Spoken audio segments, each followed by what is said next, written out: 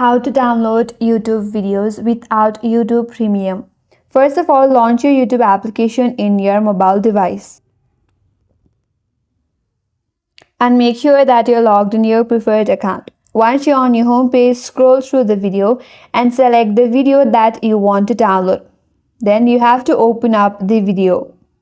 Once you open up the video, if you navigate on your interface just below the channel name, there you can see several options such as share, remix, and on next to remix there is a download button. If you tap on it, from here you can download this video in your device so that you can watch this video when you're offline. Here you can select your video quality. Once you're done, simply tap on download and wait until the video gets downloaded.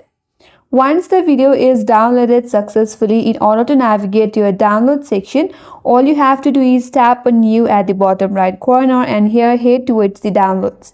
And here you will be able to find all the videos that you have downloaded.